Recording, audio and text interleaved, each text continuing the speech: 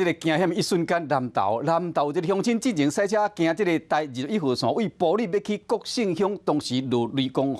路面拢是落水。为了要闪这个土石流啦，这个落水呢，伊烦恼讲冒咧落石头进行，想不到乡头前有一个链啊，真大粒的链啊。为伊呢连过来，伊赶紧闪，才无互伊卡着。因为真正惊甲毋知变怎讲较好。另外国道3号台中清水路段有一个轿车，因为落大雨，路面有较滚，失控弄到护栏。有2个员警伫后壁咧警戒时，又过一台失控轿车直接对警察车就弄过来，加在这员警骹手真猛，危险紧跳走，才逃过一劫。国道警方伫内侧车道执行车祸警戒勤务，当时天顶咧落大雨，涂骹真骨，结果一台白色轿车直接对警车弄过来。白色轿车处链车身边180度弄到警车的车尾，好卡在2位员警当时闪去边啊，其中一个人搁边过护栏跳去对向的车道，才逃过一劫。不知小客因雨势打滑，失控追撞巡逻车后车尾。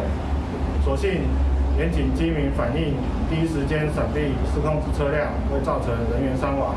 另外，南投有一位姓林的民众赛车行台21线，要对埔里前往国姓，因为当时咧落大雨，涂骹拢是予雨水冲来石头和插头，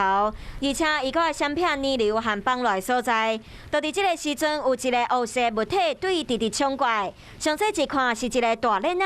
驾驶赶紧对正面闪，才无直接互链仔弄着。心里就纳闷了，为什么这个地方会有轮胎？又不是在高速公路，所幸那个轮胎没有朝我这个方向来。姓林的民众想到，进前伊干那甲一台轿车相闪，迄台车嘛是正常咧驶，伊研判应该是对头前的集会场拉出来无碍链仔。其他的链仔和头家嘛讲，对外面看起来应该是废弃的链仔。有15公斤左右，里面也有可能有积水，压在下面就比较不会容易倒。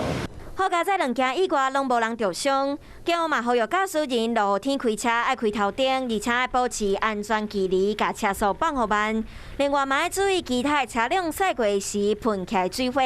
表面视线冻掉咧，袂负欢迎。我是吴依璇，想要跟我一起看新闻吗？现在就打开华视的 YouTube 频道，按下订阅，还要开启小铃铛哦。